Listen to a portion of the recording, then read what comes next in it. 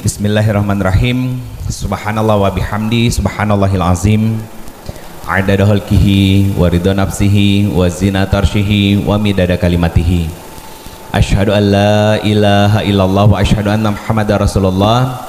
Allahumma shalli wa sallim wa barik ala sayyidina Muhammadin sallallahu alaihi wasallam. Assalamu alayka ya Rasulullah sallallahu alaihi wasallam wa ala alihi wa ashabihi wa man tabi'ahum bi ihsan ila yaumiddin. Rabbi a'udzubika min hamazati syayatin wa a'udzubika rabbi ayahturun. Subhanaka la ilma lana illa ma 'allamtana innaka antal alimul hakim. Shadaqallahul azim wa sadaqa Rasulullah sallallahu alaihi wasallam. Nah, kita mau membahas happy mom, happy home. Ini part 1 ya. Nanti bulan depan part 2. Saya izin sambil berdiri. Saya bagi 3 dulu. Apa sih yang harus diperbaiki untuk menjadi seorang happy mom, happy home? 1. Pondasi yang pertama itu hubungan dengan Allah. Ini yang pertama. Yang kedua, hubungan dengan diri sendiri. Yang ketiga, hubungan dengan suami dan anak. Ini 3 pondasinya dulu. Kenapa saya ngomongin tentang sendal? Itu kan urusannya sama Allah, Bunda. Allah lihat kan, mau ngambil gitu kan. Kalau pengen gak kotor, ya pindahin lebih deket dengan anak tangga terakhir sebelum kita turun ke lantai. Kayak contoh bulan kemarin kan hujan ya. Bulan kemarin qadarullah hujan sebentar, sepatu saya basah betul-betul. Apakah saya nyalahin ini gimana sih aksi anak? Enggak. Saya pindahin sekarang di sebelah kanan. Berarti kan hujannya nembak dari sebelah kiri. Nah, itu simple, Bunda. Tadi saya datang, teteh ke sebelah, kalau masuk sebelah kanan raknya, kalau arah masuk ya. Kalau dari arah sini ngelihat ke sana berarti sebelah kiri ya. Nah, begitu ngelihat saya nyimpen sepatu di sebelah kanannya saya, ya paling gampang kanannya saya atau kiri kalau dari mau masuk, itu teteh pindah. Kenapa? Antisipasi biar nggak basah lagi kena hujan. Simple, Bunda. Terus habis itu apakah saya nginjek-injek sendal orang biar kaos kaki saya nggak kotor? Enggak. Saya lebih baik apa? Mengotori kaos kaki saya daripada mengotori hati karena menginjak barang orang. Tuh, itu kan sama Allah, Bunda. Itu sikap sederhana yang sering kita abaikan. Iya kan? Iya. Itu sederhana. Kan kaos kaki cuma 15.000, beli yang banyak. Kalau hari ini kotor, basah, tinggal ganti. Don't reach difficult people. Jangan kayak orang susah. Ini kan Jaksel udah, Jaksel coret ya. Tangsel ya. Jaksel coret salah. Iya, Tangsel ya. Don't reach difficult people. Jangan kayak orang susah. Udah, beli yang banyak. Kan murah kaos kaki ya. Oke, kita balik ke sini, Bunda. 3 pilar utama untuk menjadi happy mom. Yang pertama, hubungan dengan Allah. Ini penting, Bunda. Yang pertama, Quran surat ke-13 ayat ke-28. Surat apa ini? Ar-Ra'd. Apa kata Allah? Dekat dengan Allah pasti tenang. 1. Ya, dekat dengan Allah pasti tenang. Yang kedua, Quran surat kedua Al-Baqarah ayat kedua, yang ini kaitannya dengan Quran surat kedua ayat 189. Ini yang mau saya sampaikan pelan-pelan sama Bunda semuanya ya. Yang pertama, Quran surat Al-Baqarah ayat kedua. Apa kata Allah? Zalikal kitabul la raiba fihi hudalil muttaqin. Pelajarannya begini. Kalau mau jadi orang yang bertakwa, maka pastikan menggunakan Al-Quran sebagai pedoman hidup. Pertanyaannya, kenapa Allah spill kata takwa ketika kita mau menggunakan Al-Quran sebagai pedoman hidupnya? Ternyata jawabannya ada di Quran surat Al-Baqarah ayat 189. Apa itu? Bagian akhir dari ayatnya, Bunda. Wattaqullah la'allakum tuflihun. Bertakwalah kalian kepada Allah, maka pasti bahagia.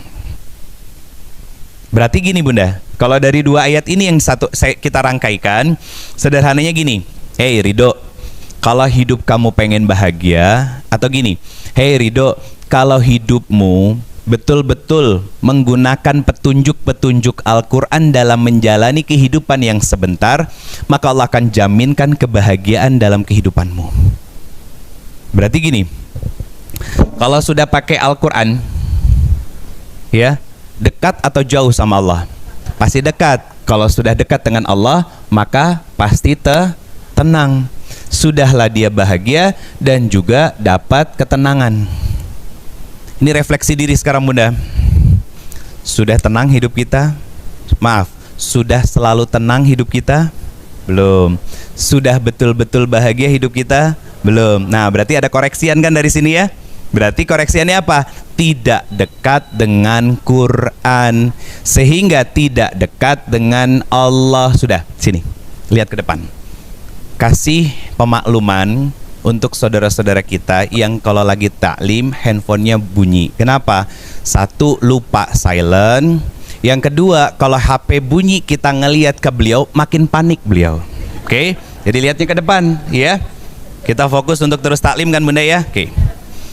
Nah dari sini kan pelajaran buat kita. Apa pelajarannya? Pelajarannya adalah kalau kita belum cukup betul-betul bahagia dan belum tenang menjalani kehidupan, maka nanti akan susah nih yang di kesini-kesini ya. Ini 3 pilar utamanya dulu. Yang pertama, hubungan kita dengan Allah tuh bagaimana Bunda? Ini proses refleksi diri kita dulu. Karena apa? Kalau orang nggak tenang itu gimana Bunda? Stres. Ayo sebutin. Gelisah, keluh kesah, gampang emosi,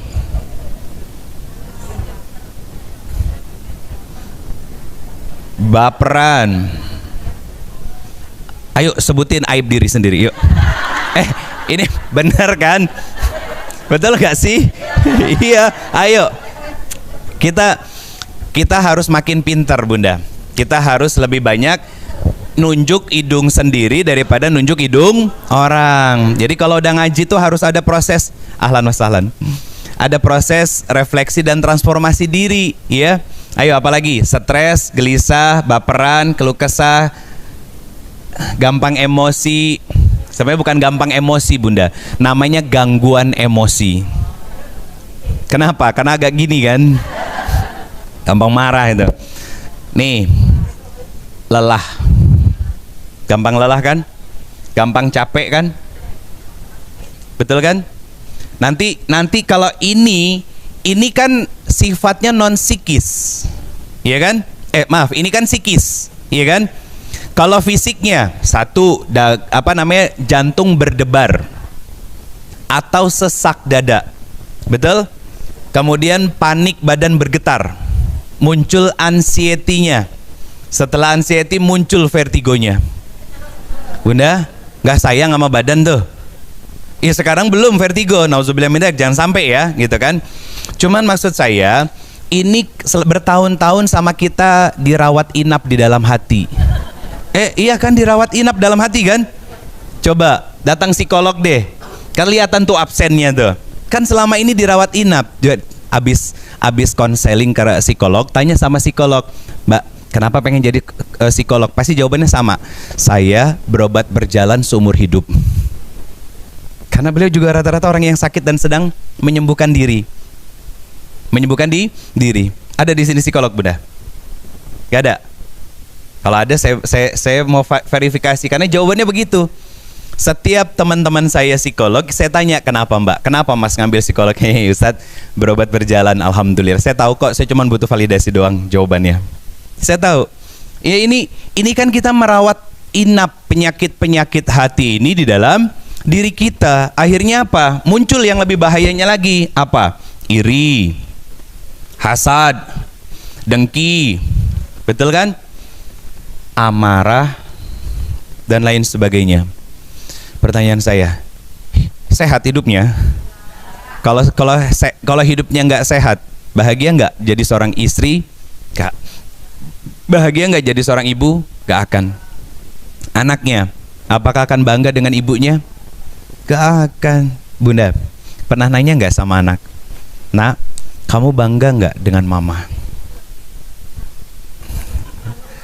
Yang pernah hanya beberapa. Karena nggak siap dengan jawabannya. Betul kan? Makanya nggak berani nanya akhirnya. Harusnya siap. Itu apa?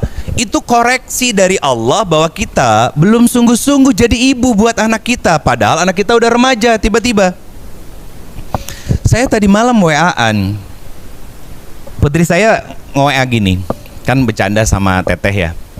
Kemarin itu abis pesan makanan, dibeliin, ya, sama bundanya. Wah, masya Allah, dipotoin kan? Masya Allah bunda, banyak banget, kakak happy, masya Allah, I love you. Dibacain sama maknya, yang kan donaturnya ayah. Kok ayah nggak dapat WA dari kakak ya? Saya bercanda itu, bukan baper, bukan, saya bercanda. Terus kata Teteh, masa sih iya nggak ada dapat sama sekali.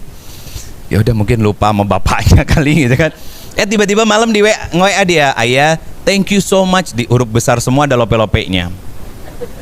Malam, saya senggol ke Teteh, udah di hotel ya. Saya dari Selasa sudah di Bintaro, nginep di Santika bunda. Saya senggol ke Teteh, ayah ngasih tahu ke kakak? Enggak, ini kakak WA ke ayah, ngucapin makasih gitu kan. Ya mungkin baru keinget ayahnya kali malu. Oke, terus saya bilang sama beliau, kakak maafin ayah ya, saya bilang begitu. Dia langsung notice, ayah kenapa? Enggak, ayah nggak kenapa-napa. Ayah bangga dan ayah sangat sayang banget sama kakak. Alhamdulillah kulihal, nggak direspon apapun kecuali centang 2 biru dan tanpa dibalas.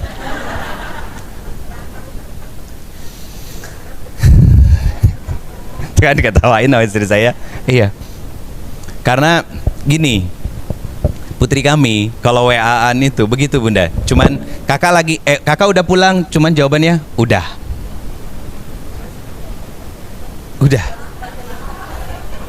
Tapi kalau di rumah datang ke kamar, oh masya Allah, sudah setengah ngantuk dia masih cerita bunda. Sudah setengah ngantuk saya, dia masih cerita. Akhirnya apa? Saya bilang, ayang izin ya ayah istirahat dulu, atau bahkan ketiduran bunda. Umurnya berapa sekarang? 12 tahun sekarang. Putri, ya SD, kelas sekolah di Kutab, kelas Konuni 3 akhwat. Kalau di Kutab itu 7 tahun bunda. Jadi sampai Konuni 4 akhwat ya. Nah, pertanyaannya gini, kenapa saya mau melakukan itu? Bukan karena dia anak perempuan. Dia amanah dari saya, dari Allah buat saya, buat kami ya. Tadi pagi juga sama, teleponan sama bundanya. Bundanya di video call, bapaknya kagak. Gak ditanyain, asik cerita sama bundanya. Tapi itu memang pola yang kami bangun bunda. Pola yang kami bangun. Kayak contoh dia lagi gelisah, bundanya dulu yang maju. Untuk ngapain? Nemenin dia cerita, ngeluahin emosinya. Nanti saya terakhir penutupnya, saya tutup emosi yang sudah kebuka itu dengan apa? Pelukan dan kata maaf dari saya sebagai seorang ayah. Kenapa? Dia mungkin bukan dibully ya, diledekin sama teman-temannya. Pernah begini. Ini anak zaman sekarang kadang ya, masya Allah. Temannya itu bercandakan pakai botol aqua bunda, ada isinya, botol minum mineral ada isinya ya. Yang dilemparin berdiri. Temennya ngisengin dia begini, apakah betul Aisyah itu anak orang kaya? Dilemparin dan itu berdiri. Ya Allah ayah, kakak puas banget. Puas dia. Saya bilang, itu Allah yang mendirikan botolnya sayang. Gitu. Buat apa? Buat membahagiakan kakak, sehingga teman-teman gak bisa ngerendahin kakak. Kakak punya Allah, jadi jangan pernah ngerasa rendah sama siapapun. Saya bilang gitu. Ayo, sederhana bunda. Biar apa? Biar dia gak punya perasaan yang keluar dari tracknya terhadap siapapun. Dia sedih, selesai sama bundanya, saya yang nutupnya. Boleh marah, boleh kecewa, tapi jangan benci siapapun. Bukan berarti kita harus selalu menerima disakiti orang, bukan. Tapi setelah itu boleh jaga jarak sayang. Atau sesekali kakak ambil sikap untuk tegas. Itu iman yang saya tanamkan ke dalam jiwa anak saya, yang dia belum ngerti tentang tadabbur Quran, belum bunda. Belum, artinya belum bisa mentadaburi Quran sedalam seperti kita orang-orang dewasa yang menggunakan akalnya. Tapi sependek yang saya tahu, dia bisa melakukan itu di sekolahnya. Di sekolahnya, tadabur ayat dengan tema-tema tertentu, Bunda. Cuman untuk bisa mendalami kayak gini, kita yang sudah dewasa aja, bahkan secara sikap perilaku kadang masih kalah sama anak-anak. Dalam hal apa? Memaafkan. Betul kan? Anak-anak kalau berantem setengah jam kemudian udah main bareng lagi kan? Nah, kalau orang tua ya sakit hatinya kapan bisa setengah abad juga masih dendam. Kalau anak-anak nggak perlu setengah abad, Bunda, setengah jam sudah bisa main bareng. Nah, pertanyaan saya, kok bisa ada orang tua yang seperti itu yang katanya sudah tua? Kenapa, Bunda? Coba jawab. Kenapa kita tuh masih dendam sama orang? Kenapa kita masih jengkel sama orang? Kenapa kita masih marah sama orang? Kenapa? Yuk, coba dijawab para orang tua. Ya janganlah, para orang dewasa. Bukan. Ayo. Jawabannya sederhana, karena banyak dari kita yang nggak terima kalau kita disakitin. Kenapa kita nggak terima kalau kita disakitin? Karena merasa baik. Iya kan? Aku tuh sudah baik sama kamu, kenapa kamu sakitin aku? Beda halnya dengan kalimat, ya Allah, rasa sakit ini terjadi dengan izinmu. Saya tanya dulu deh di sini, apa bedanya ikhlas dan ridho?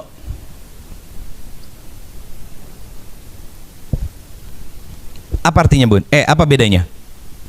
Apa bedanya ikhlas dan ridho? Hah? Oh, itu tema, Bunda. Tema yang pernah saya bawa di sini. Ikhlas melepas, ridho menerima. Itu kalau nggak salah pertemuan kedua apa ketiga gitu ya. Pinter. Saya udah ngasih amanah belum di sini, Bun? Bun, kan di sini kan ngaji setiap minggu dari Selasa, Rabu, Kamis. Betul ya? Berarti ustadznya beda-beda. Seenggaknya selama 1 bulan itu ada 2 ustadz dan ustazah yang berbeda. Cocok. Pulang dari sini beli buku 1 lusin. Ngapain? 1 ustadz 1 buku. Yang udah sudah, alhamdulillah. Tapi belum dilakuin. Iya kan? Belum dilakuin kan? Tuh, ya sudah, nggak apa-apa. Itu hisapnya masing-masing kok ya. Itu kan amanah ya. Kalau ada 12 ustadz berarti 12 buku. Kasih nama, Bunda, dikasih sampul, 1 buku 1 ustadz, 1 buku 1 ustazah. Hari kemarin ustadz siapa yang ngisi? Najamuddin. Sebelumnya hari Selasa Ustadz Indra. Ya udah tinggal dikasih sampul, dikasih tulisan namanya Ustadz Indra Firmansyah. Iya kan? Begitu beliau ngajar, bawa bukunya, selesai. Abis dari sini, Bunda, misalkan abis duhur ngaji di tempat lain, berarti bawa 2 buku kalau ustadznya beda. Itu gampang, Bunda, cuman males. Bukan iya, astagfirullah. Ya Allah, ya Pak ya. Kalau udah tahu salah itu istighfar, bukan iya. Ya Allah. Ya balik lagi. Apa bedanya ikhlas sama ridho?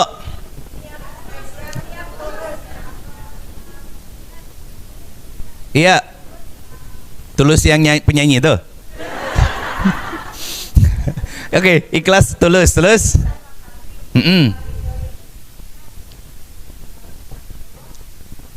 Oh, dengan apa nggak ada? Apa tadi, Bunda? Yang depan, Bunda. Oke. Kalau ridho? Nah, kalau ridho Ustadz gitu. Gini, biar gampang ya, biar Bunda nggak bercabang berpikir dan menafsirkannya. Ridho itu melakukan sesuatu hanya untuk Allah.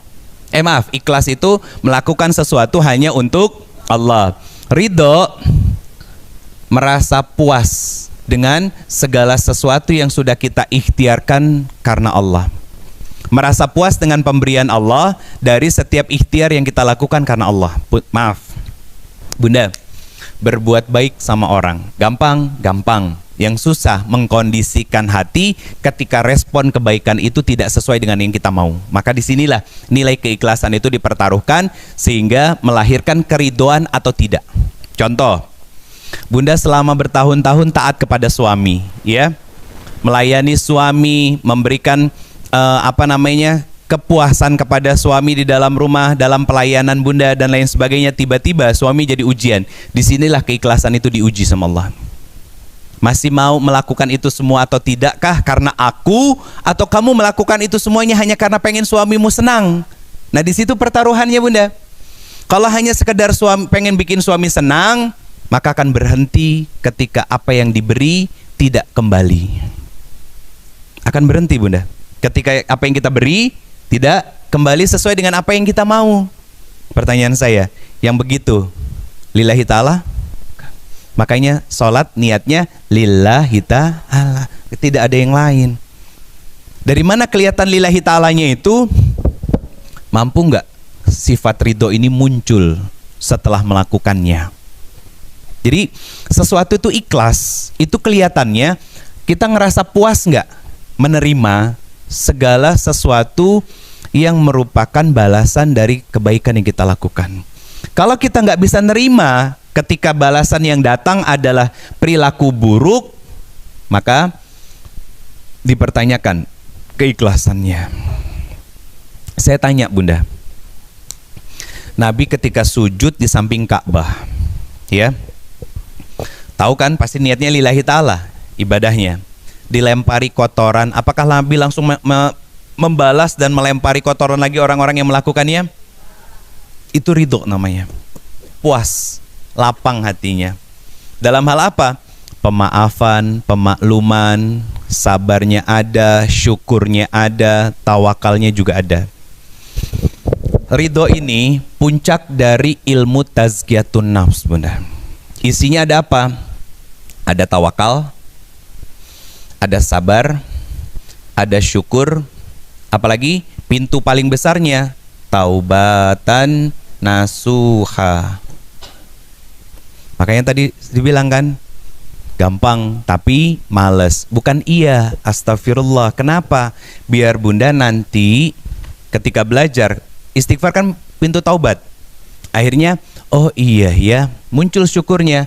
Saya udah dikasih kesempatan sama Allah buat ngaji, tapi kok nggak pernah kepikiran untuk mengklasifikasikan buku sesuai dengan ustadz, biar saya gampang untuk belajarnya. Akhirnya apa? Sabarnya keluar, ikhtiar ke toko buku beli buku, capek-capek disampul dikasih nama. Tapi apa akhirnya? Tulisannya rapi dan mudah untuk kita pelajari, sabar untuk taat. Apa maksudnya? Pulang ke rumah, murojaah lagi bukunya, ilmunya, dibuka lagi bukunya. Kemudian apa? Berserah diri dalam tawakal kepada Allah. Ya Allah, saya sudah ngaji, ilmunya sudah saya murojaah, saya sudah ikhtiarkan setiap ustadz ada satu bukunya. Maka saya kembalikan kepada Engkau, berikan taufik kepadaku untuk mengamalkan setiap ilmu ini agar saya bisa jadi lebih baik lagi. Sudah sampai ke tahapan itu?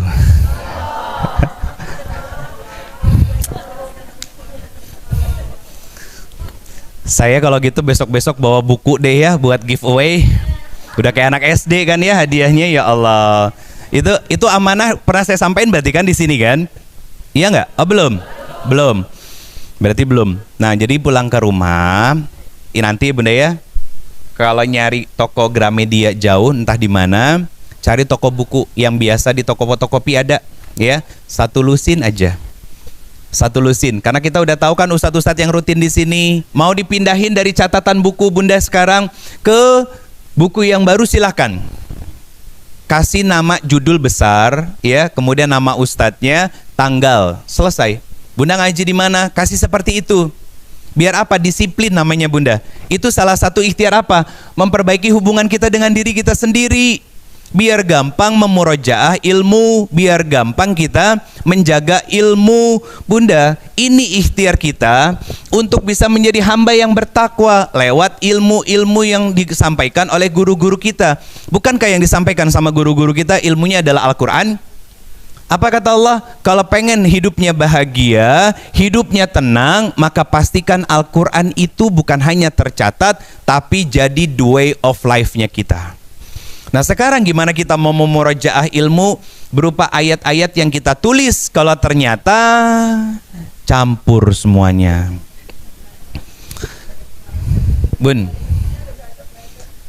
20-30 tahun yang lalu zaman kita sekolah, kan lebih dari itu. Ini wajah-wajahnya ada yang lebih dari itu soalnya. Ya. Masih ingat ada anak yang ketika sekolah bajunya dikeluarin? Ini yang depan dilipat masuk, belakangnya dikeluarin. Oke. Terus ada yang cewek pakai roknya 3/4, ya, kaos kakinya panjang, atasnya berjilbab tapi ya. Oke. Nah, saya balik ke anak laki-lakinya. Yang baju di depan dilipat begini, nggak jauh berarti ya kita angkatannya ya. Terus belakangnya keluar, lihat.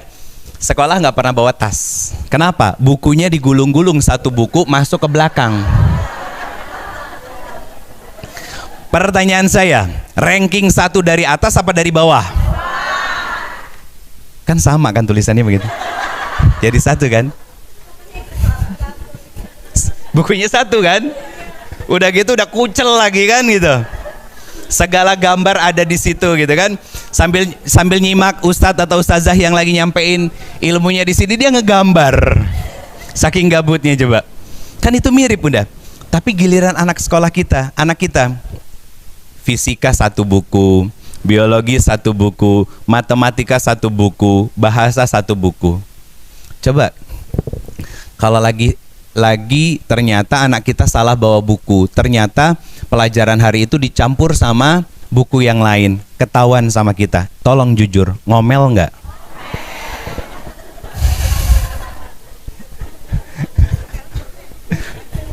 Alhamdulillah ya. Saya berharap di bulan depan sudah ada perubahan Bunda. Gak perlu pakai notebook yang tebal-tebal gini. Saya tahu berat bawanya. Buku 1 lembar, buku itu kan tipis Bunda. Tapi halamannya banyak, gitu. Nah itu aja nggak apa-apa. Nanti tinggal kalau habis gimana? Beli lagi. Itu ya disimpan. Nah adanya cover depannya dikasih nama itu biar kita gampang. Untuk apa? Mencari ilmunya. Oh ternyata saya butuh tadabbur Quran. Waktu itu kalau nggak salah Ustadz Indra pernah nyampein. Dicari bukunya. Nggak perlu sobek-sobek mana ini kan. Akhirnya apa? Ah udahlah simpan. Akhirnya apa? Melemahkan usaha kita, buka ChatGPT. Males itu. Males itu Bunda. Beneran itu malas itu. ChatGPT mungkin bisa lebih pintar daripada kita. Tapi yang bikin ChatGPT kan manusia. Berarti kalau ChatGPT lebih pintar daripada kita tidak lebih bodoh daripada orang kafir yang menciptakan ChatGPT. Kita tidak lebih pintar daripada pencipta ChatGPT Bunda. Berarti dalam artian apa? Kita bodoh. Betul kan?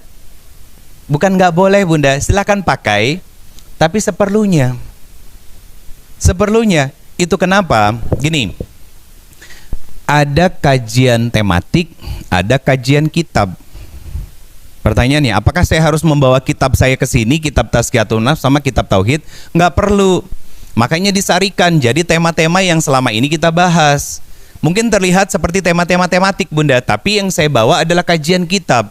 Komprehensif, detail, rinci, ayat dalilnya saya sampaikan, tahapan demi tahapannya juga saya sampaikan kepada Bunda semuanya. Kenapa? Ini hasil pemikiran dari ulama-ulama kita. Lihat Bunda, rapih buku kitab dari ulama itu. Lihat dari daftar isinya, ada mukadimahnya, ada pondasi kerangka berfikirnya, ya, tentang how to-nya, efek dampaknya seperti apa. Itu urutannya luar biasa dan itu susah payah diisinya. Nah Bunda kalau terbiasa punya 1 buku, 1 ustadz, itu nggak akan lompat-lompat cara kerangka berfikirnya nanti. Bagaimana bagaimana tentang sabar. Kan kalau misalkan lompat-lompat di sini Selasa, Rabu, Kamis ustadznya beda-beda, pembahasannya beda-beda. Kalau nggak punya 1 buku, 1 ustadz, Bunda akan bingung. Selasa ngomongin tadabbur Quran, hari Rabu ngomongin tentang tafsir, ya. Minggu depan ngomongin tentang perpolitikan, nggak pusing apa itu? Karena kitanya nggak siap Bunda. Konsep belajar dalam Islam itu sederhana. Apa? Bersabar dengan prosesnya dan berproses melewati tahapannya. Ada tahapannya. Makanya sebetulnya gini, kitab Tazkiyatun Nafs yang sedang kita bahas sekarang ini itu bukan materi taklim sebetulnya, tapi itu pondasi dasar tentang apa? Tawakal sama Allah. Itu harusnya Bunda udah selesai. Berserah diri kepada Allah. Kemudian apa? Bisa bersabar. Mudah. Kenapa? Udah tahu ilmunya. Bertahun-tahun hidup dan diuji dengan ujian yang sabar. Ujian yang sama tentang kesabaran. Syukurnya makin lapang Bunda. Kenapa? Saya hidup dari Allah. Sederhana kan? Saya hidup dari Allah. Itu syukur. Maka saya harus mengembalikan nikmat itu kepada Allah dengan amal soleh. Kemudian apa? Taubatan nasuha. Saya setiap hari berdosa. Saya datangi Allah untuk bertaubat, untuk meminta ampun kepada Allah. Ini harusnya sudah selesai. Kenapa saya angkat? Justru malah ini yang menjadi masalah besar di Indonesia. Sekarang dengan istilah apa? Mental health issue. Betul? Kapan mental health issue ini muncul? 5-10 tahun ke belakang. Tapi obatnya sudah hadir 15 abad yang lalu Bunda. Dalam Islam. Dalam Islam. Makanya saya pernah nyampein di sini tentang apa? Understanding, acceptance, and then forgiving. Betul? Itu istilah barat yang saya kombinasikan untuk kita memudahkan saya memasukkan dalil-dalilnya kepada Bunda semuanya. Understanding apa? Memahami bahwa semua takdir Allah pasti baik. Kalau nggak salah di pertemuan sebelumnya saya menyampaikan tentang apa? Proses pengkondisian hati menghadapi ujian. Itu kan tahapan.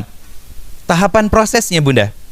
Nah hari ini naik kelas lagi Bunda. Kita ngomongin tentang seorang ibu dan juga istri. Berarti bab tentang hubungan kita sama Allah hanya sedikit yang saya bahas di awal barusan kan. Saya menganggapnya apa? Bunda sudah selesai. Gak mungkin saya ulang lagi. Berarti kalau diulang lagi namanya apa? Remedial, gak naik kelas kitanya. Habis waktunya kita.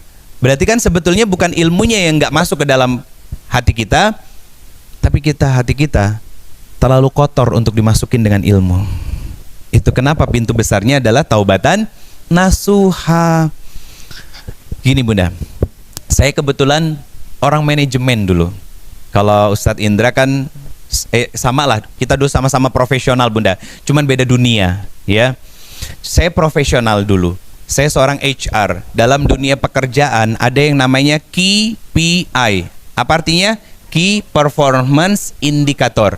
Apa maksudnya? Bunda bikin indikator buat diri kita. Apakah saya sudah berubah hubungan saya dengan Allah? Makin baikkah? Makin taatkah? Atau jangan-jangan setiap ada ayat yang saya baca bukan untuk saya merenung dan mengintrospeksi diri, oh ini cocok nih buat dia, dinaikin story, nyindir orang. Berarti kan masih bermasalah hubungannya sama Allah. Kenapa? Karena di dalam Al-Quran saya belum dapati ayat-ayat yang Allah perintahkan, hey Ridho kamu cari aib orang lain. Belum ketemu. Belum ketemu Bunda. Tapi apa kata Allah? Wasari'u illa magfiratim mir rabbikum. Introspeksi diri, bertaubat kepada Allah karena kamu bersalah. Penguatannya apa?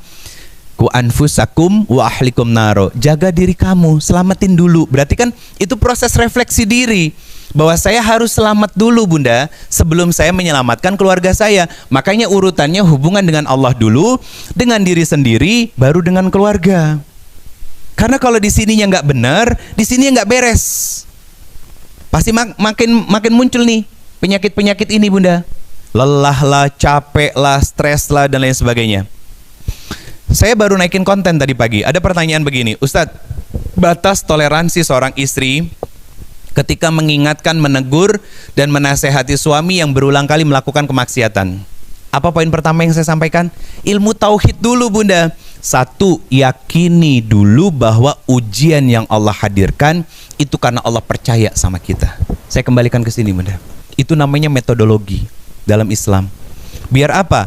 Kan saya pernah nanya di sini, sebelum jadi istri dan ibu siapa kita? Hamba Allah. Balikin ke setelan pabrik dulu, di reset. Bunda punya handphone, udah terlalu error, udah berat banget, memorinya penuh. Apa yang dilakuin? Dikosongin, di reset, di factory reset. Biar apa? Biar gampang untuk memasukkan hal-hal yang baik yang lainnya. Sama hati kita, tenang-tenangin dengan sadar bahwa kita hamba Allah. Itu bunda, itu pola sebetulnya. Makanya disebut kesadaran mengembalikan diri kita pada setelan awal sebagai seorang hamba Allah, disebut pintunya taubatan nasuha. Makanya usahain setiap hari 10 sampai 15 menit ngapain? Muhasabah diri. Muhasabah diri. Terus apa lagi? Yang kedua, usahakan buat 5 sampai 10 kalimat tentang jurnal syukur. Saya kasih amanah ya bun ya. Tambahin lah amanahnya sama saya. Ngaji namanya. Ya, ngaji. Nanti pertemuan berikutnya saya akan tunjuk secara random bacakan jurnal syukurnya. Jurnal syukur berdasarkan hari sebelumnya. Saya biasanya Kamis, berarti jurnal syukur hari Rabu. Kalau nggak salah bulan depan itu tanggal 20 November, ya. Saya akan minta bacakan jurnal syukur tanggal 19-nya. Kenapa? Bunda, saya ngerasa punya tanggung jawab ngisi taklim di sini. Saya pingin Bunda ada gerak untuk benar-benar berubah jadi lebih baik lagi. Bukan berarti sekarang nggak baik ya. Bunda semua sudah sangat baik, solihah, saya percaya itu. Tapi yuk kita tingkatkan nilai di dalam diri kita agar tidak begini-begini terus hidupnya. Bunda, kalau ada saudara dan pernah dengar punya saudara atau teman yang sekarang lagi S3 sama Ustadz Adi Hidayat, lihat, setiap hari pasti dikasih tugas. Dikasih tugas pasti itu sama beliau. Itu cara beliau ngajar, memang begitu. Dikasih tugas, habis itu apa? Harus selesai tugasnya H-1 sebelum perkuliahan besoknya. Nanti selesai sampai di kampus, dipresentasikan tuh tugasnya. Dan itu bukan tulisan ketik. Kalau tulisan ketik, bisa nyalin jurnal orang, tulis tangan. Kenapa? Karena beliau pingin memastikan semua yang dipelajari ilmiah. Mau begitu? Pelan-pelan Bunda. Kita bikin jurnal syukur dulu. Ya Allah, terima kasih hari ini sudah membangunkan saya lebih awal. Ini bukan ria-riaan, bukan. Bukan Bunda. Kita sedang bertarung dengan diri kita sendiri. Siapa? Hawa nafsu. Rasa malas itu. Yang tadi katanya iya. Sudah membangunkan saya hari ini, ya kan? Bangun lebih awal dan dikasih kesempatan untuk sholat malam. Ya Allah, semoga Engkau menerima amalan sholat malamku pada hari ini. Terima kasih ya Allah sudah membangunkan suami dengan sehat, anak-anak dengan sehat. Alhamdulillah saya bisa menyediakan sarapan untuk mereka dan mereka makan dengan lahap. Ya Allah, tolong jaga keluargaku dari berbagai macam fitnah dan Engkaulah sebaik-baiknya penjaga. Bikin lagi. Ya Allah, alhamdulillah hari ini bisa taklim. Terima kasih sudah menggerakkan hati dan fisikku untuk duduk di majelis ilmu dan tolong fahamkan diriku dengan ilmu yang aku dapat hari itu. Jurnal berikutnya. Terima kasih ya Allah sudah apa? Sudah menghadirkan hari yang siang. Hari untuk orang-orang bisa beristirahat setelah mereka bekerja mungkin di rumah dengan pekerjaannya. Jurnal syukur Bunda. Jadi apa? Cakrawala berpikirnya itu luas. Biar nggak sempit. Kan kalau emosi ini kesel, emosian, capek, lelah, iri, dengki, hasad. Cara berpikirnya sempit atau luas? Saya pengen kita ada perubahan itu. Jadi banyak terima kasihnya sama Allah. Ini kelas-kelas kayak begini tuh berbayar Bunda kalau di luaran. Beneran? Saya coba aja. Iya kan? Berbayar. Saya nggak mau, gratis. Kita ngajinya di Aksiana. Dan cuman di sini saya baru ngasih kayak begituan. Betulan. Kenapa? Saya evaluasi Bunda. Jadi saya nyampein begini gitu kan. Saya membaca respon Bunda. Oke, ini harus ada modifikasi sedikit nih gitu. Sama halnya kayak kajian private nih. Alhamdulillah baru dimulai. Kajian suami istri mungkin sekitar 10 sampai 12 pasang. Siapa? Salah satu public figure Bunda.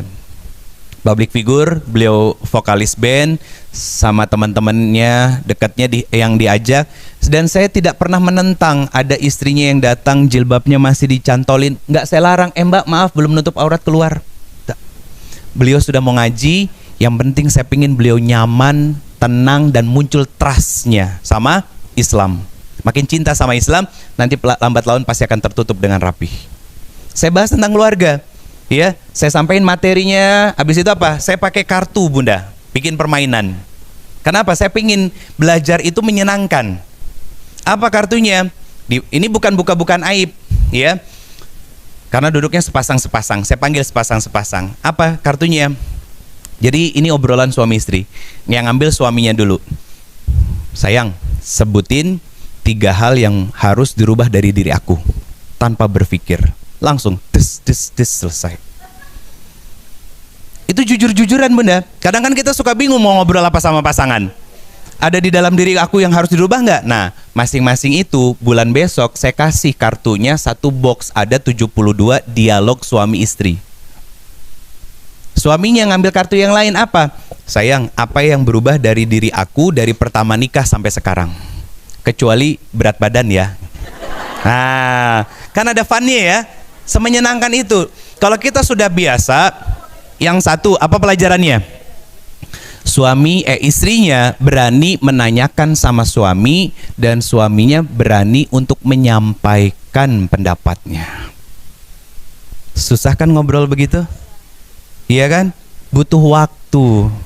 Makanya saya bikin kelas, maksudnya bukan kelas, maksudnya taklim saya seperti ini karena memang saya pingin di sini tuh lama gitu kan sama bunda-bunda semuanya. Yuk harus ada perubahan. Makanya yang disebut dengan indikator perubahan dalam diri kita. Ini masih di tengah-tengah nih, Bunda. Yang kedua, perubahan kepada siapa? Pasangan. Coba lihat. Gimana sikap kita sama pasangan kita, Bunda? Gimana perilaku kita sama pasangan?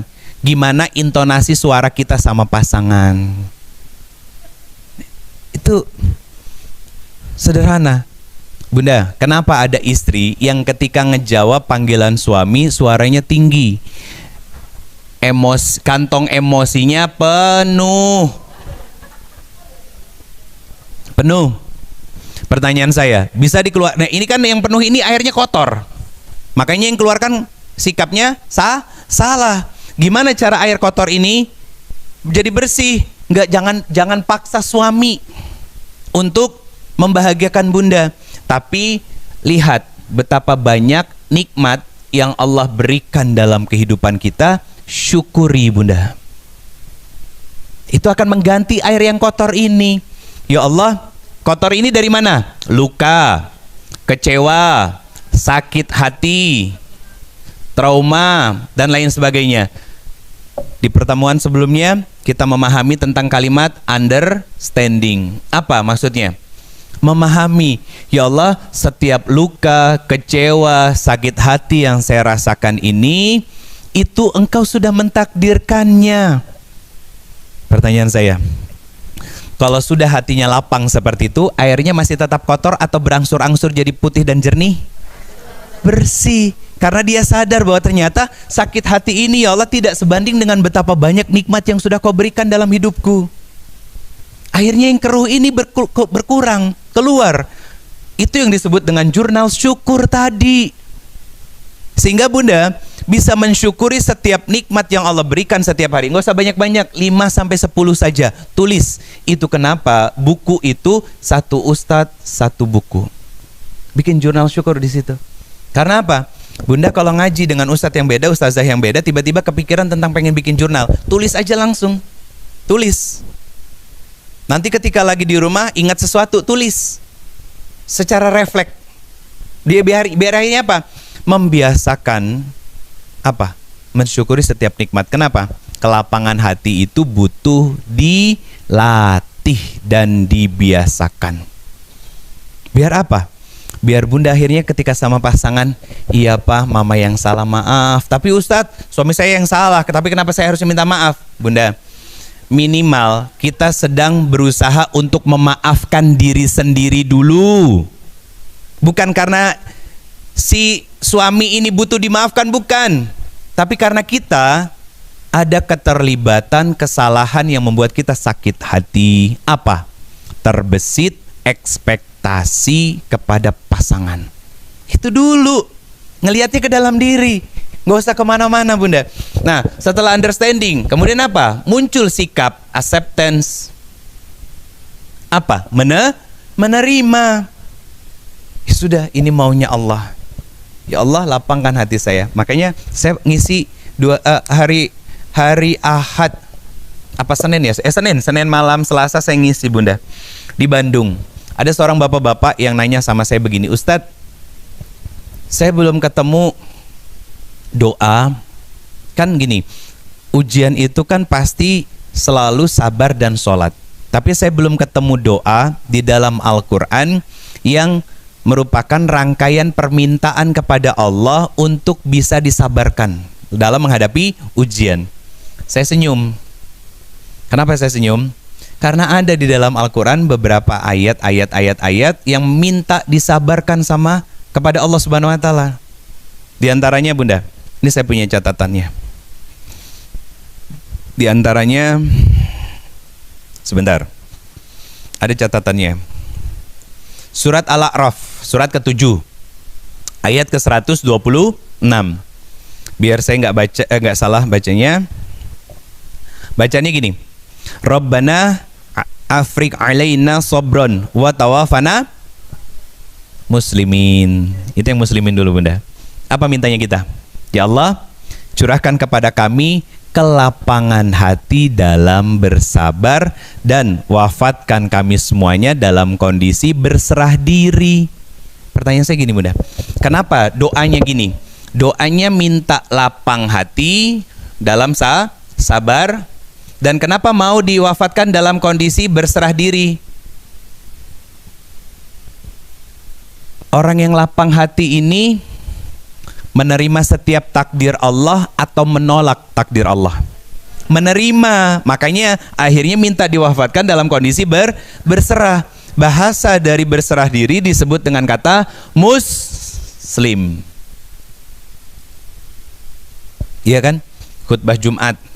Wala tamutuna wa antum muslimun. Jangan wafat kecuali sudah berserah diri kepada Allah. Bunda, lihat diri kita. Apakah dengan semua luka, kecewa, sakit hati yang kita rasakan selama ini kita sudah berserah diri sama Allah? Belum. Karena kita belum bisa memahami. Kenapa kita nggak bisa memahami bahwa takdir Allah itu selalu baik dan kita selalu terluka berulang kali? Jawabannya sederhana. Tadi saya spill. Apa? Banyak dari kita yang nggak terima disakitin, makanya kita akhirnya marah. Pertanyaannya, kenapa kita nggak terima disakitin? Merasa baik. Kalau sudah merasa baik, sempit apa lapang hatinya? Sempit, merasa benar, merasa berilmu, merasa paling tahu. Pertanyaan saya, bisa berserah diri dan bersandar kepada Allah? Nggak bisa. Nggak bisa, Bunda. Ini metodologi dan komprehensif Islam itu, Bunda.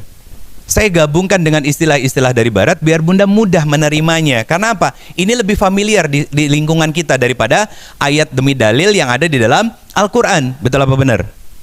Kalau menghatamkan Al-Quran, apa sampai tadaburnya kita? Enggak. Beli sticky note gitu kan?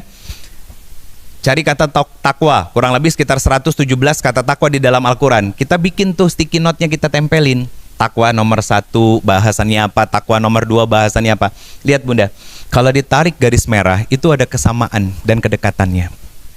1, Bunda, kenapa susah mengamalkan ilmu agama yang kita dapat selama ini?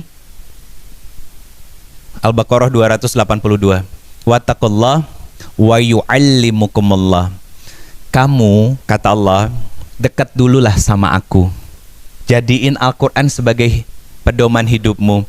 Maka ketika kamu bahagia menjalani hidupmu, mudah nanti untuk mengamalkan setiap ilmu yang aku berikan. Kenapa? Karena pengamalan ilmu itu butuh kelapangan hati, Bunda. Butuh bahagia. Coba, Bunda, pernah nggak ngamalin ilmu dalam kondisi lagi perengat-perengut? Susah. Coba lagi perangat-perengut, lagi curhat sama bestinya gitu, dibilangin, sabar ya mbak ya, kamu tuh gak ngerti, gitu kan. Gak bisa. Makanya kan kaitannya apa? Salah. Kaitannya apa? Ternyata pemahaman ilmu agama sehingga jadi pengamalan ilmu agama itu berkaitan dengan suasana yang happy. Kalau kata orang barat begitu. Kalau kata orang barat itu happy itu adalah sebuah kesenangan yang datang dengan tidak sengaja. Nggak ada yang nggak sengaja sebetulnya. Karena apa? Ilmu barat itu sifatnya fisik, bunda. Sifatnya fisik, beda. Tapi kalau Islam itu masuk ke dalam jiwa. Nggak ada yang kebetulan. Makanya saya gunakan tema ini biar sedikit lebih menarik. Kenapa? Karena pembahasannya tentang Islam. Ya. Nah, dari ayat ini sebetulnya secara sederhana, kalau kamu pengen mudah mengamalkan ilmu agama, pastikan dulu kamu bahagia dan jiwa serta hatimu tenang. Betul kan? Bunda lagi emosi. Lagi emosi. Mah, istighfar. Mana bisa? Iya kan? Coba saya bilang tadi. Kamu bilang. Saya bilang males. Terus jawabnya iya. Istighfar aturan, saya bilang gitu kan? Itu. Kenapa saya campur beberapa jokes yang sederhana biar kita tuh happy, bunda. Maksudnya ketika kita senang belajar, semoga Allah senangkan kita juga untuk mengamalkan. Ketika kita bahagia saat belajar, semoga dengan kebahagiaan itu Allah mudahkan kita untuk mengamalkan ilmunya. Ini satu kata baru takwa. Saya baru keluarkan 3 ayatnya doang. Belum sampai 117 kata takwa dan turunannya yang dibahas sama Allah di dalam Al-Quran. Belum. Kalau bunda rangkai satu demi satu tuh Masya Allah, ajaib bunda. Contoh, Quran surat ke-65. Ini surat apa namanya? Ayat kedua dan ketiga. Ayat 1000 dinar. Betul kan? Wa may yattaqillah yaj'alhu makhraja. Gini nerjemahinnya. Pakai kata takwa lagi ya. Oke. Kalau hati kamu tenang, ya, pikiran kamu juga tenang, berarti saat dalam kondisi bahagia, kamu akan menemukan solusi dari setiap masalah yang hadir dalam hidupanmu. Pertanyaan saya, kalau lagi pusing, mumet, lelah, capek, stres, ketemu nggak jalan keluarnya? Panik. Panik kan? Kayak contoh begini, baru belajar mobil, sok-sokan bawa mobil, mati tengah jalan, diklaksonin sama orang dari belakang, panik bunda. Panik. Kena di beberapa kasus ya, walaupun nggak semuanya, parkiran mall, ya, atau sederhananya gini deh, mobil yang rutin dipakai perempuan lebih banyak penyoknya daripada dipakai laki-laki. Pertanyaan saya, kenapa? Pikirannya nggak tenang bunda. Pikirannya nggak tenang. Karena memang perempuan tidak didesain untuk menjadi seorang driver. Sebetulnya intinya itu bunda. Tapi dalam artian begini, kan ini ngomongin solusi, ya kan? Kalau kamu punya masalah, dikasih ujian, kata Allah, tenang-tenangkan dulu pikiran dan jiwamu, ya. Bahagiakan dulu diri kamu dengan mendekat kepadaku, nanti kamu diberikan ilham untuk menemukan jalan keluar dan solusi dari permasalahan yang kamu hadapi. Itu menerjemahkannya. Jadi kalau kita masih suka panik, bingung nyari solusi dari setiap masalah hidup kita, sederhana bunda, balik dulu ke hubungan kita sama Allah, cek di situ, koreksi di situ, bisa jadi masih bermasalah. Akhirnya bermasalah dengan diri sendiri, ya kan? Sulit memaafkan, sulit menerima. Kenapa? Karena gagal faham dengan setiap ketetapan Allah. Memang nggak mudah bunda. Gak mudah. Kayak contoh gini, kenapa saya keluarkan tentang gelas di dalam jiwa kita yang kotor bertahun-tahun bunda? Maaf ya bunda, maaf banget. Tahu septic tank?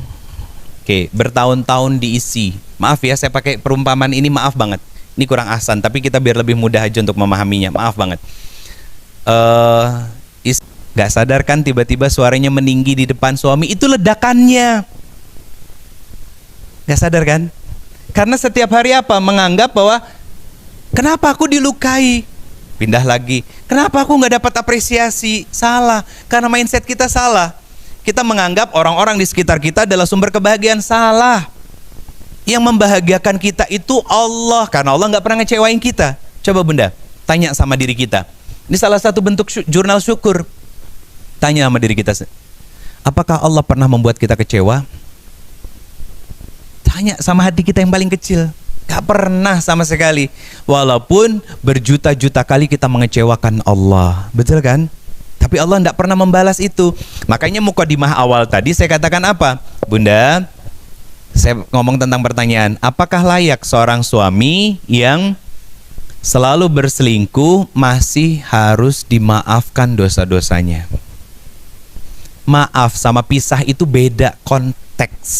Kalau mau pisah silakan, memaafkan itu harus.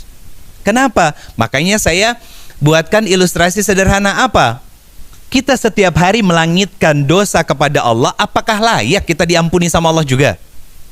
Seharusnya nggak layak. Kalau pakai cara berpikir manusia. Coba kalau kita pakai cara berpikir manusia Bunda, ya. Kita kesampingkan rahmat, kita kesampingkan karunia Allah, kita kesampingkan pertolongan Allah Subhanahu wa taala. Yuk kita lihat diri kita sendiri dalam takaran berpikirnya manusia. Hari ini kita wafat, saya katakan demi Allah, saya dan kita semua yang ada di ruangan ini nyemplungnya ke neraka.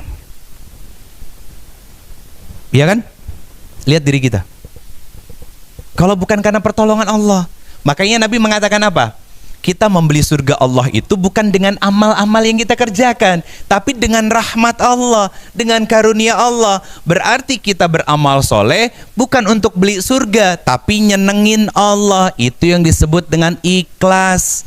Kalau sudah benar niatnya lurus, ikhlas karena Allah ketika beramal, maka akan ridho, lapang hatinya, puas menerima setiap ketetapan yang Allah berikan. Ketika dia diberikan bahagia, dia akan bersyukur. Ketika dikasih luka dan kecewa, dia mampu untuk bersabar. Ketemu titik poinnya sekarang? Itu Bunda, itu ngaji. Jadi bikin kita tuh makin kenal Allah, makin sayang sama Allah Subhanahu wa taala, makin gak mau lagi ngecewain Allah Subhanahu wa taala. Akhirnya apa? Kalau di sininya sudah benar sebagai pondasinya, dan kita akhirnya juga bisa memahami konteks dari ikhlas dan ridho dalam menjalani kehidupan kita, dan akhirnya kita belajar untuk menguras hati kita yang sudah penuh dengan berbagai macam luka dan kecewa yang hadir dalam kehidupan kita, maka nanti peran sebagai seorang istri kepada suami dan ibu sebagai seorang anak, saya katakan demi Allah, pasti akan dilakukan dengan bahagia. Bahagia. Sekarang saya tanya, sudah jadi istri yang bahagia? Sudah jadi ibu yang bahagia? Alhamdulillah. Alhamdulillah yang dipakai itu adalah jawaban untuk menutupi kekurangan diri. Itu husnuzan namanya ya Bunda ya? Iya. Jadi berusaha untuk nerima. Itu kan tadi sudah masuk pada fase understanding. Nanti pelan-pelan masuk ke acceptance, menerima. Nah itu, nanti proses penerimaan Bunda itu akan seiring berjalan, butuh proses, butuh waktu, yes. Makanya saya minta Bunda 10-15 menit muhasabah diri setiap hari, ya.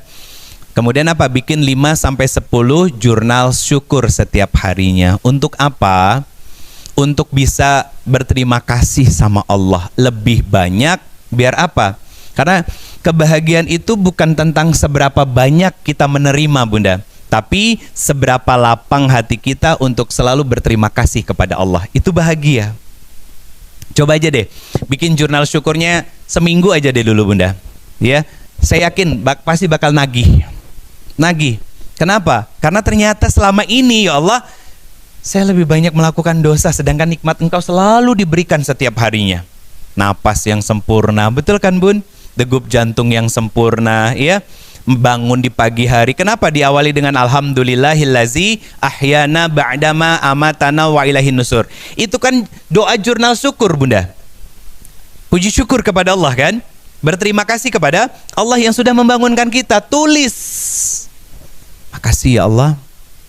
Saya katakan Bunda, mungkin sekarang masih mesam-mesem, cengar-cengir gitu ya. Nanti nulis itu saya katakan demi Allah ada pada level Bunda bisa nangis. Kalau sudah nangis ketika nulis itu, apa yang terjadi? Hatinya lembut dan makin lapang. Makinlah lapang. Akhirnya apa? Masuk pada pembahasan ini. Quran surat keempat ayat 34. Quran surat ke-31 ayat 14. Yang ini ayat sebagai seorang istri, yang ini ayat sebagai seorang ibu.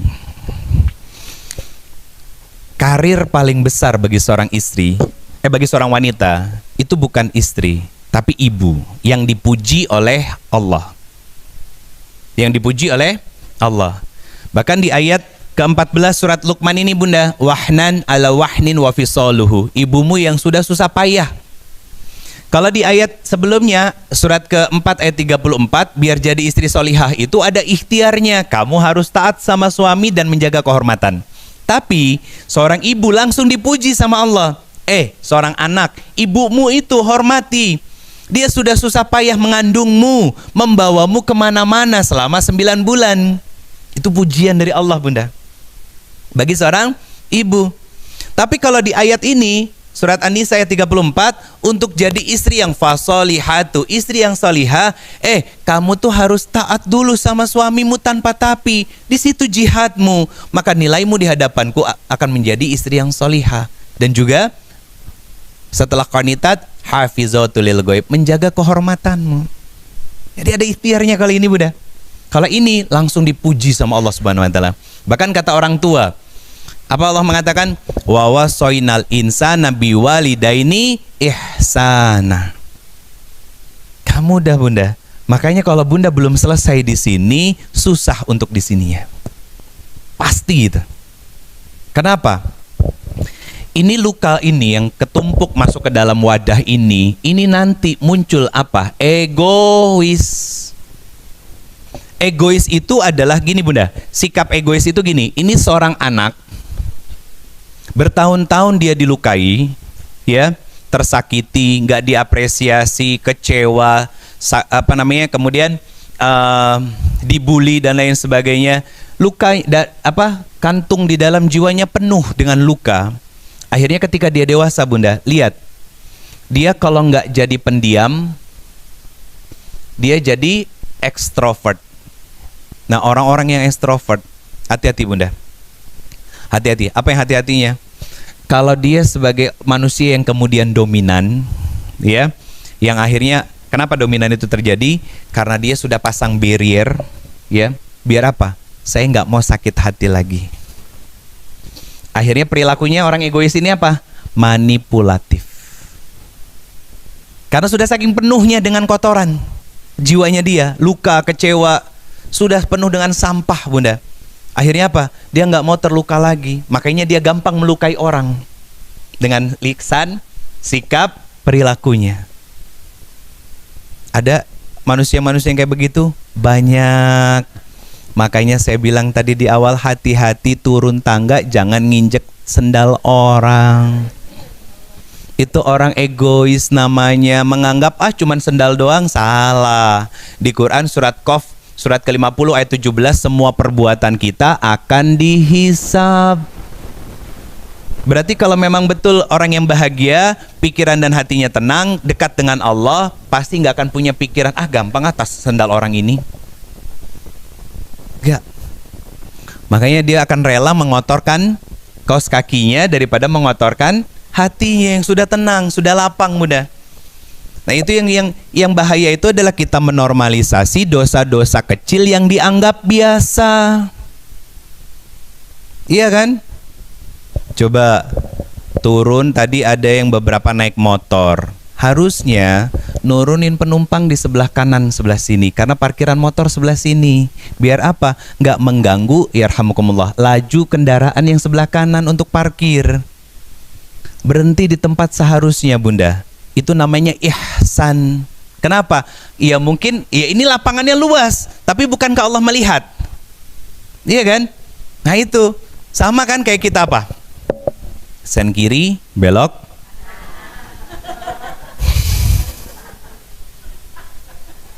Tolong, Bunda, tolong banget, kasihani kami kendaraan-kendaraan yang di belakang. Karena akan bingung. Iya kan? Akan bingung bunda. Oke, nggak ngesen kiri belok kanan, bawa motor ke tengah. Bisa padahal ke pinggir kan? Bisa banget. Ini tengah badan jalan loh. Jadi klaksonin begini aja. Itu zolim namanya.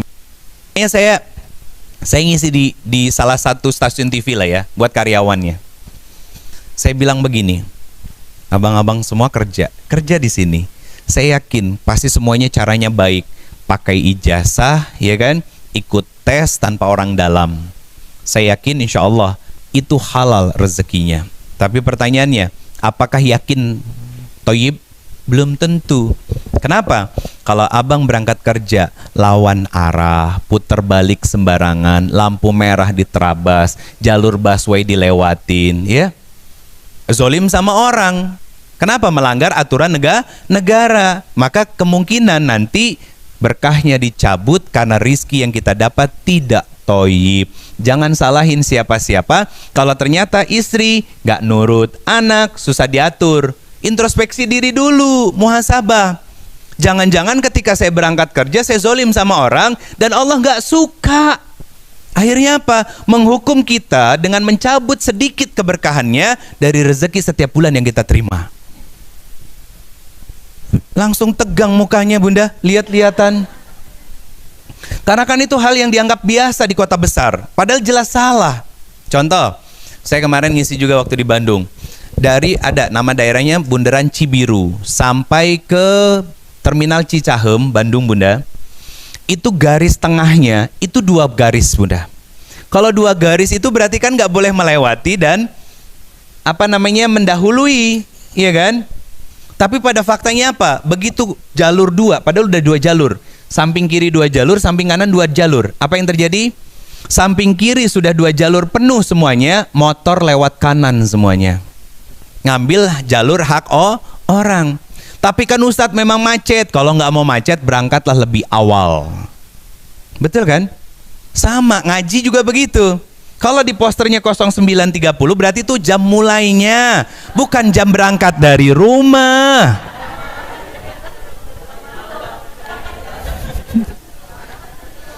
Ustadz, belum selesai masaknya. Kalau belum selesai masaknya karena niat sudah ngaji, bangun lebih. Itu pinter jawab bunda. Iya kan? Loh, ada pahala nggak di situ? Ada. Akhirnya masak sudah selesai, zuhur sudah sampai di rumah, ada waktu kosong sampai menjelang asar. Bisa istirahat kan? Bayar karena bangun lebih awal. Selesai kan? Itu namanya timetable management. Karena kita sadar, apa, saya datang lebih awal, didoain malaikat, minta diampuni, apalagi datang ke sini. Ini kan tempat sholat juga. Sholat dulu misalkan tahiyatul masjid, ya. Begitu duduk meja sudah tersusun, sambil istighfar, buka-buka catatan, itu malaikat Allah turunkan untuk mendoakan kita. Ya Allah, ampuni beliau, rahmati beliau. Coba datang ke sini sebelum berangkat, wudu dulu. Jadi dalam kondisi wudu dijaga bodyguard. Siapa? Malaikat. Maka nggak akan rungsing bunda. Yang jagain malaikat. Kalau gampang rungsing di jalan, emosian di jalan, yang nemenin siapa berarti? Nih, orang yang rungsing begitu kan nggak bahagia ya. Makanya kan, maaf bunda, ilmunya nggak masuk-masuk. Ilmunya nggak masuk-masuk. Bunda, ini ruangan terang. Kenapa? Kacanya bersih. Betul kan? Karena ini selalu dibersihin. Saya ketemu siapa? Pak Said.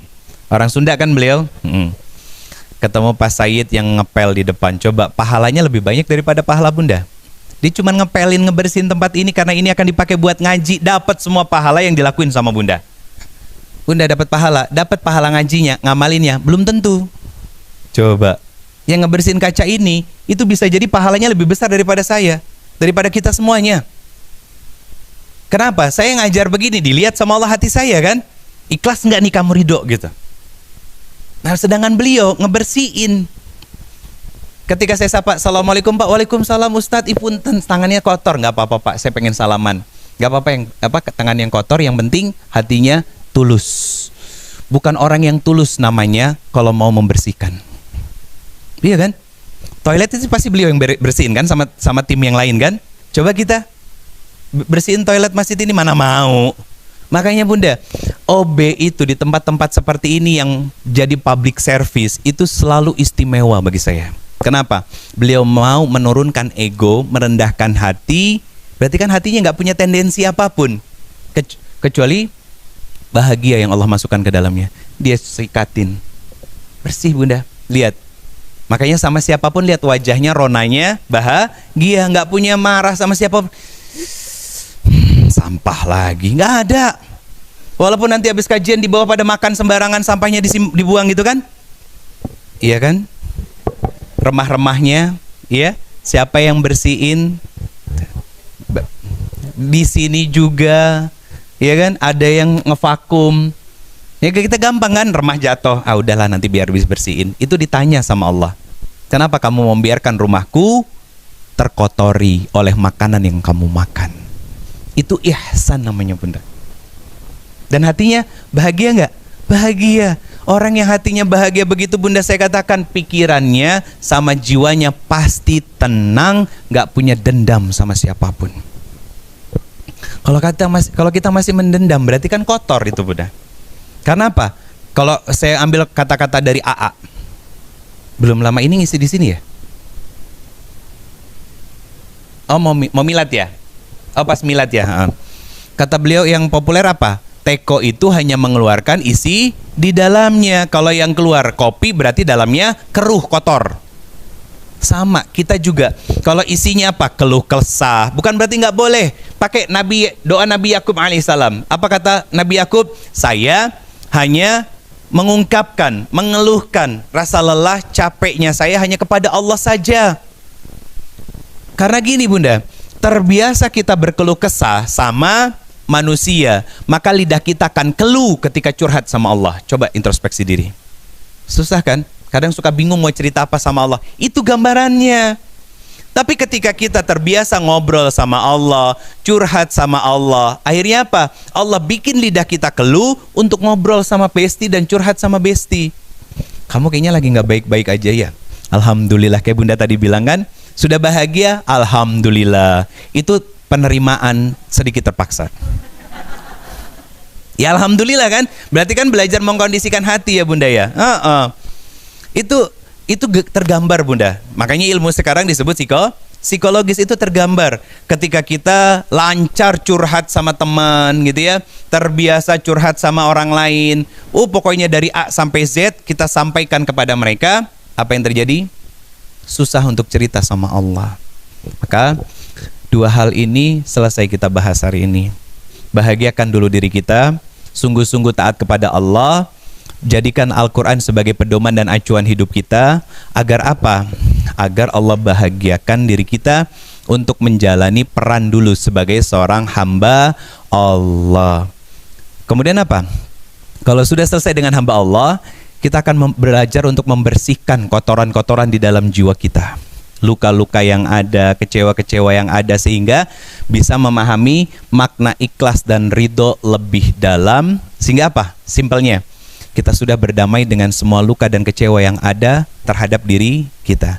Yang sebelah sini bulan depan insyaallah ya, tentang Happy Mom, Happy Home Part 2, kita bahas pembahasan tentang hubungan kita dengan suami kita. Bunda, kalau ada yang mau bertanya silakan, saya kembalikan ke moderator. Saya sudah di miss call sama istri saya, berarti waktunya sudah sesi tanya jawab. Iya Bunda, saya punya remnya. Makasih banyak Bunda, sudah sejam setengah kan? Nggak kerasa kan? Kan tadi mulai 9:30.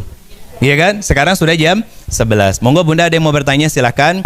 Nanti setelah saya, mungkin 11:30 lah ya, saya batasi karena saya harus check out dulu dari Santika, pindah ke Swiss Bell yang di daerah Simatupang. Ya, saya kembalikan moderator. Hadanallahu wa ikum ajma'in. Wallahu a'lam bishawab. Assalamualaikum warahmatullahi wabarakatuh.